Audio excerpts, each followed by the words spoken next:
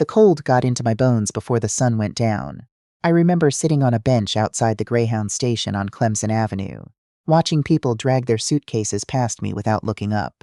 I had a plastic bag with 2 changes of clothes, a tin of crackers I'd been rationing since Tuesday, and a photograph of my mother that I'd grabbed off the mantel the night my son-in-law changed the locks. That photograph was the only thing I'd managed to take with me. Everything else, 34 years of living in that house, was behind a door that no longer opened for me. I was 68 years old. I had taught kindergarten for 31 years.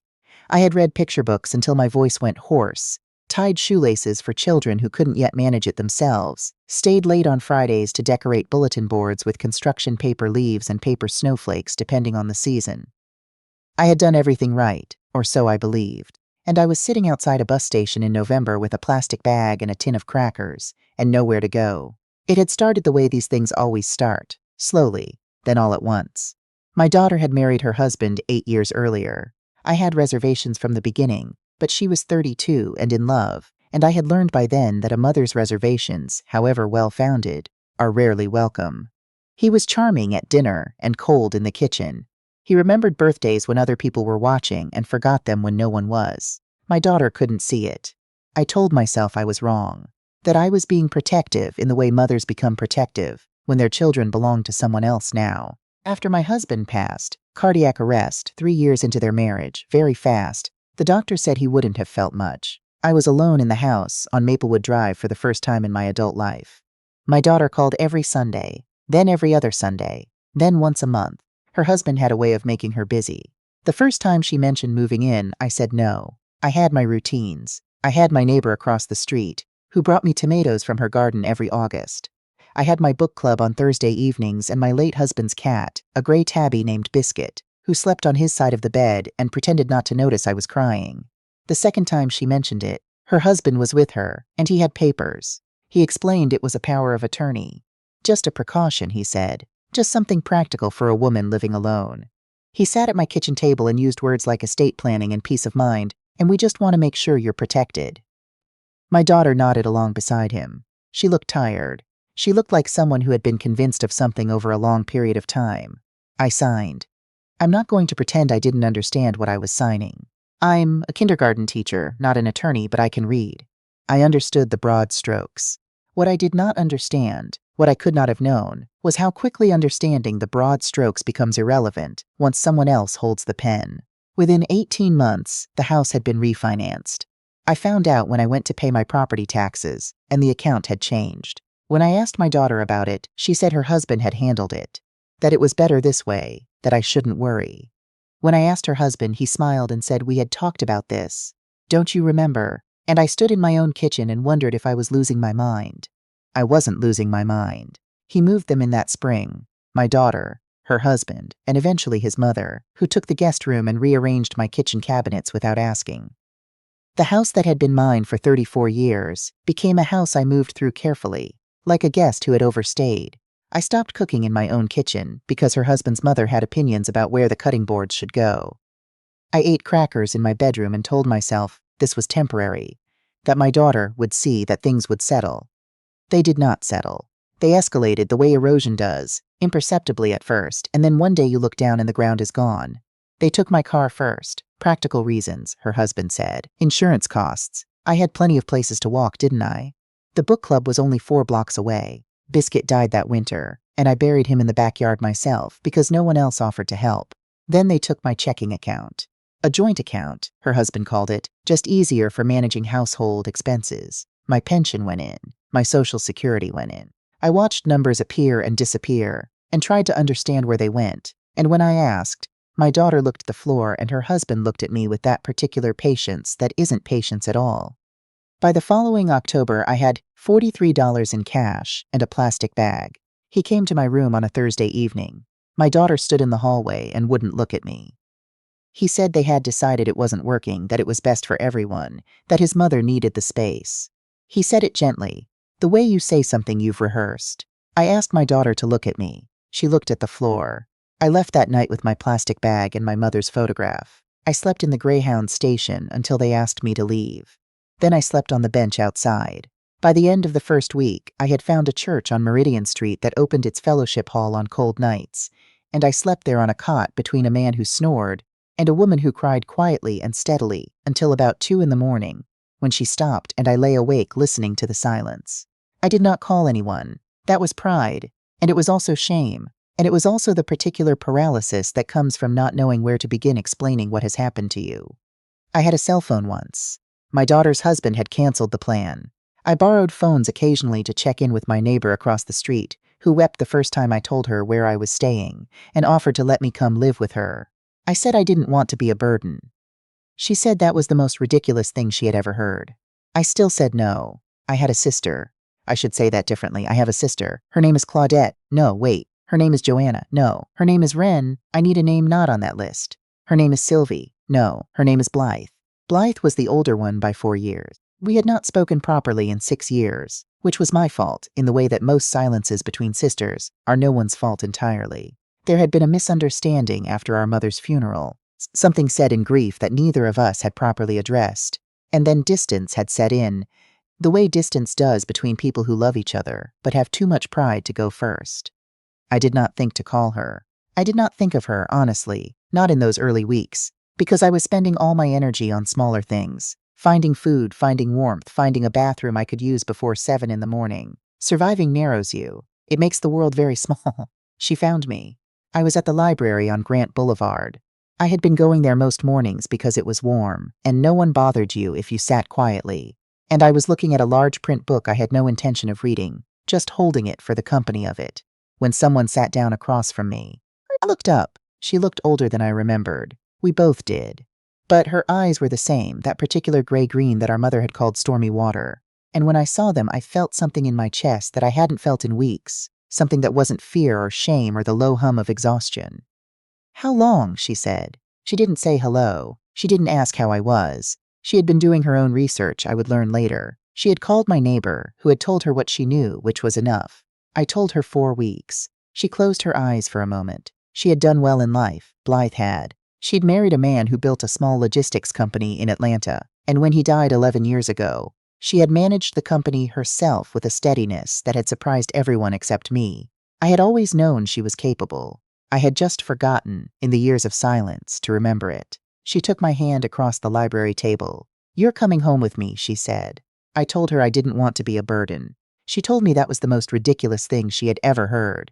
The exact same words my neighbor had used, and I nearly laughed, which was the closest I had come to laughing in a very long time. She had an apartment in Savannah, a corner unit on the 4th floor of a building near the waterfront, with windows that looked out over the river. I slept in the guest room that first night and woke up to light on water and thought I had dreamed myself somewhere else. Over the following weeks, she fed me. That sounds simple, and it was not. She cooked the things I had forgotten I liked: lima bean soup with cornbread, the green bean casserole our mother used to make for Easter, sweet tea that was too sweet in a way that was exactly right. She didn't ask me to talk about what had happened, not at first. She let me sit with it. She let me sleep. She let me come back to myself at the speed that coming back to yourself requires, which is slower than you think and faster than you fear. When I was ready to talk, she listened without interrupting, which is a rarer quality in a person than it ought to be. When I was done, she was quiet for a moment. Then she said, "I'm going to fix this." I told her she couldn't. The house was gone. The accounts were gone. The legal situation was a tangle I didn't have the resources to unravel. I was 68 years old with $43 in a plastic bag. She said, "I know an attorney. His name was Mr. Aldridge. No, his name was Mr. Fairbanks. He had an office downtown in one of those old Savannah buildings with the high ceilings and the slow ceiling fans, and he listened to me for 2 hours without once making me feel like I was taking too much of his time. He asked specific questions. He wanted documents. I didn't have many, but Blythe's investigator had already begun gathering what I couldn't provide myself. "This is going to take some time," Mr. Fairbanks said. Blythe said, "That's fine." She had already by then done something I didn't find out about until later. She had purchased a condominium, not in her name, in a trust, on the advice of Mr. Fairbanks, structured so carefully that my son-in-law's name appearing on it would require a court order even to investigate. A 2-bedroom unit on the 3rd floor of a building 12 minutes from her apartment. Hardwood floors. A small balcony. A view of the kind of live oak trees that take 100 years to grow that wide and make you feel, when you stand under them, That time is longer than you think, and you are still somewhere inside it. She gave me the keys on a Sunday afternoon and wouldn't let me cry about it. It's not charity, she said. You taught other people's children for 31 years. You raised a daughter who turned out not to be worth much. You kept going when you had no reason to. This is just a door. I stood in the living room of that condo and looked at the light coming through the sliding glass doors and didn't know what to say, so I didn't say anything. She also gave me money. I won't say how much except to say that it was enough. Enough to live on while the legal process moved forward. Enough that the number in my account stopped being a source of dread and became simply a number. She put it in the trust too, so that it was protected in a way that could be traced, that could be documented, that could not be claimed as mine by anyone who had decided at some point that what was mine was theirs. Mr. Fairbanks filed the first motion in February. My daughter called me in March. I had a new phone by then. Blythe had taken me to the Verizon store herself and stood beside me while I picked it out. When my daughter's name appeared on the screen, I stood at my kitchen window for a long moment watching the live oaks and deciding. I answered. She said she had heard from the attorney. She said her husband was very upset. She said she hoped we could work this out as a family. Her voice had a quality I recognized. It was the voice she used when she was delivering a message someone else had written.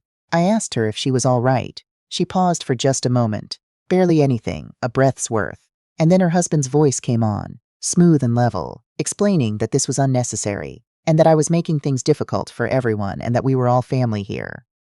I said, please have your attorney contact Mr. Fairbanks. Then I hung up. They came in April. I was on my balcony when I saw them in the parking lot below, my daughter and her husband, dressed nicely, carrying flowers, yellow tulips. My daughter's husband had his hand on the small of her back, and he was smiling up at the building in the bright way he smiled when he wanted something. I stood there for a moment watching them and felt something I hadn't expected to feel. Clarity, not anger, not grief, just a clean, clear seeing. They had buzzed 3 times before I spoke into the intercom. I said, I know why you're here. Her husband said they just wanted to talk, that they had brought flowers, that they missed me. His voice was warm the way certain surfaces are warm in sunlight. Only on the outside. I said, please call Mr. Fairbanks if you'd like to discuss anything. My daughter said, Mom. Just that. One word. And in it I heard all the things she might have said if she had been the one doing the speaking. Apology, confusion, something that might have been genuine feeling buried under a long time of being managed by someone else. I said, I love you. I hope you find your way. Then I went back inside and sat in my kitchen and drank my coffee and felt something I hadn't felt in a very long time. I felt like myself. The case moved slowly, the way legal things do, through depositions and motions, and a mediation session in June that went nowhere because her husband wasn't there to reach an agreement. He was there to delay. Mr. Fairbanks had told me to expect that. He said it was a common tactic. Run up the time, run up the cost, hope the other party gives up. He said it didn't work when the other party had resources. Blythe had resources. The trial date was set for September. I won't walk you through every hour of it. I couldn't if I tried.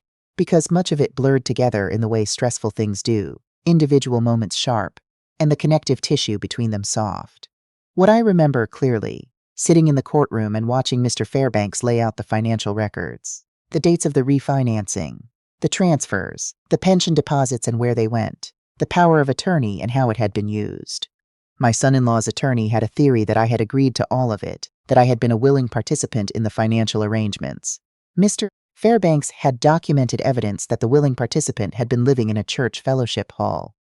The judge was a woman in her 60s, with reading glasses. She pushed up and down during testimony. She had a stillness to her that I recognized, a person who has seen enough not to be shocked, but who has not stopped being careful. She ruled in my favor.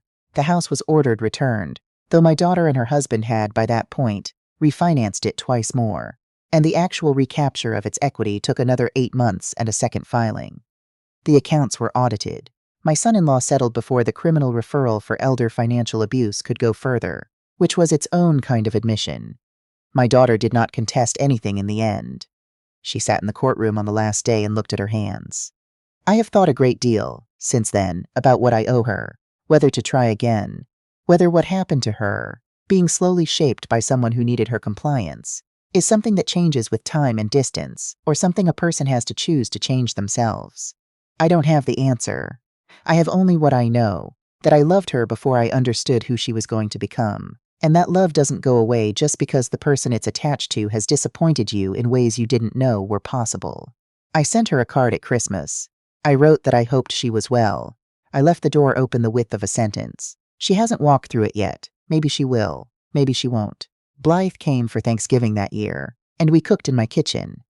Her kitchen skills are better than mine, in ways she has never let me forget, and we ate at the table by the window with the live oaks going orange and gold outside, and we talked the way sisters talk when they have remembered, after a long silence, why they started talking in the first place. I told her what I had been thinking about. The card, my daughter, the door left open. She said, "You're a better person than I am."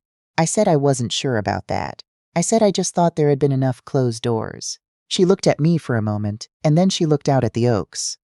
"Mom would have said the same thing," she said. I thought about our mother, who had lived in the same house for 52 years and died in her own bed with the quilt she'd made herself pulled up to her chin, surrounded by people who loved her. I thought about what she had given us. Not money, not property, but a particular way of standing in a room. A sense that you were allowed to take up space. I had forgotten that for a while, a long while. And then I had remembered it, slowly, in a guest room in Savannah, with lima bean soup and the sound of river water, and a sister who had come looking for me when I had not thought to come looking for myself. I have a water aerobics class on Tuesday mornings now, at the community pool 6 blocks from my building. There are 8 of us in the class, mostly women my age, though a retired firefighter named Gerald comes occasionally and stands in the shallow end, looking like he isn't sure how he got there. We talk about our grandchildren and our doctor's appointments, and which streaming services are worth keeping, and which are just taking our money.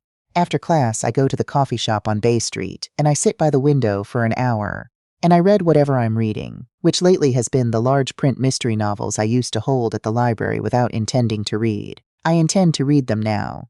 Some mornings I sit on my balcony before the coffee shop, and I watch the light come up over the oaks, and I let myself feel the full weight of having a place to do that. A chair, a balcony, a cup of coffee, a morning that belongs to me. It took losing all of it to understand what it meant to have it.